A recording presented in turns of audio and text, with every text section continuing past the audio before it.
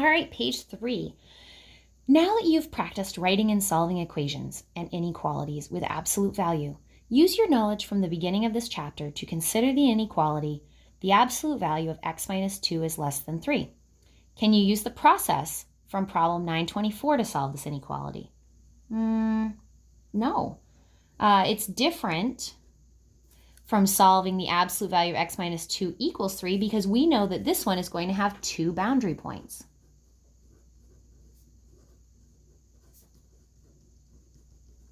Solve the inequality and represent your solution algebraically and on the number line. We know it's going to have 2 boundary points. So we're saying values less than 3, meaning that it's closer, the difference is less than 3. So we've kind of got to be predicting ahead of time that it's going to be one of those ones where the arrows are pointed in towards the center. So I'm going to solve x minus 2 is less than 3. I'm also going to solve x minus 2 is greater than negative 3. I switched it from a less than to a greater than because I switched the 3 to the negative 3. So if I solve both sides, x has to be less than 5. When I solve the other side, x has to be greater than negative 1. So I'm going to put an open circle around negative 1. I'm going to put an open circle around 5. And then this is one of the ones where we're saying, okay, less than 5. Okay, so I'm pointing this way. Greater than negative 1, so I'm pointing this way. And I would just color in between the two of them. If you look back at the inequality, x minus 2, well, what do you know? 2 is the center. 2 is the center because it's the difference between the value that we want and 2. How far apart am I from the number 2? I am no more than 3 away. How has solving x minus 2 is less than 3 different from solving an inequality without absolute value? Well, after you find the boundary points, you still have to check for a solution region. So after finding the boundary points,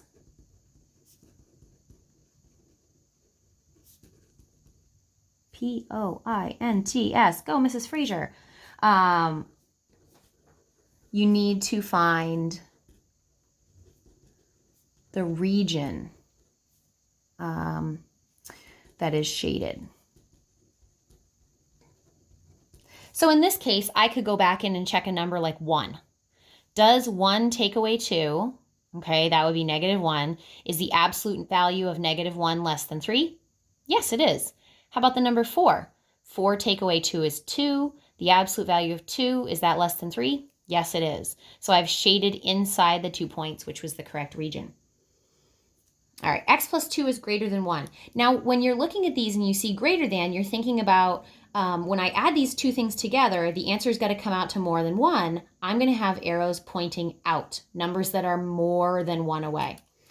So I've got to solve this twice. X plus 2 is greater than 1. I've also got to solve x plus 2 is less than negative 1. I flip my sign because the 1 becomes a negative. Subtract 2 from both sides and subtract 2 from both sides. We get x is greater than negative 1 and x is less than negative 3. Well, on the number line, you notice I didn't do anything with the number line until after I had actually solved the inequalities because the numbers negative 1 and negative 3 are going to need circles as my boundary points, and I always want to leave a little extra. So if this is going to be, let's say negative 1 is going to be here, negative 2, negative 3, negative 4, negative 5. Now when I go to put my circles on negative 1 and negative 3, I've got a little room. I'm not way at the end on the left or way at the end on the right. Greater than negative 1 means I'm going to go this way. Less than negative 3 means I'm going to go this way.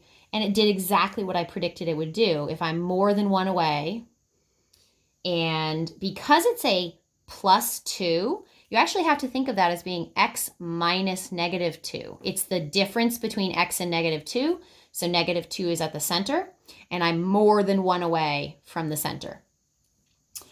All right, on this one, there's no absolute value symbol.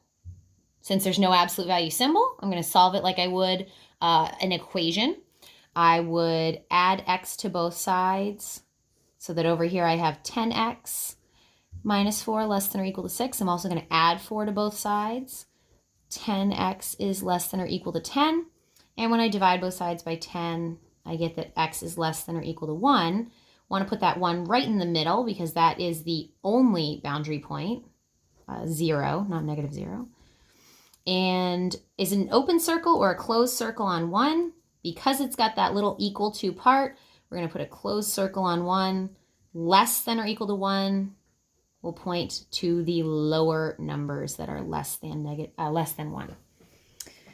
All right, so this one has multiple steps. You'll notice that inside the absolute value, there's actually distributing. You're going to want to do that first. So inside the absolute value, I've got 2x minus 2, and that has to be greater than or equal to 0. Now that I've done that, I've simplified everything that I can inside the absolute value symbol. I'm going to solve it twice.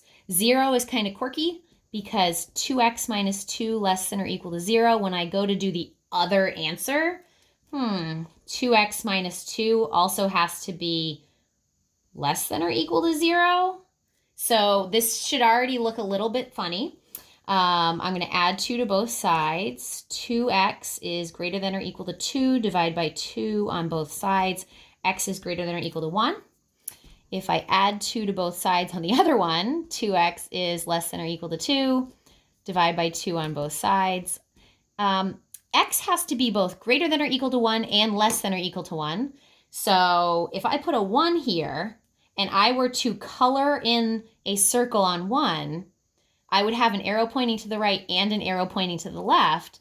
This is actually a case where the solution is all real numbers. So you would say all real numbers. All numbers are going to make that true.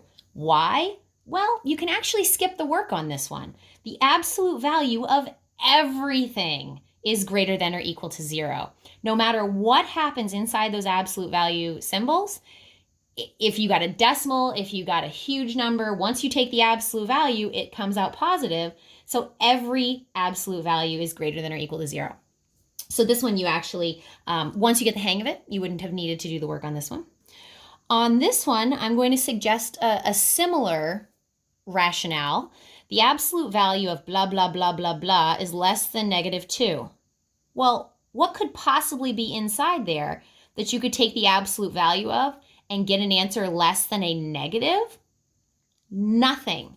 This one has no solution, and you are not going to put any circles or arrows on the number line at all. This one you don't have to do any work if you notice that you're trying to do less than a negative. It is not possible for an absolute value to be less than 0, which is the same as saying, it's not possible for it to be negative or less than a negative.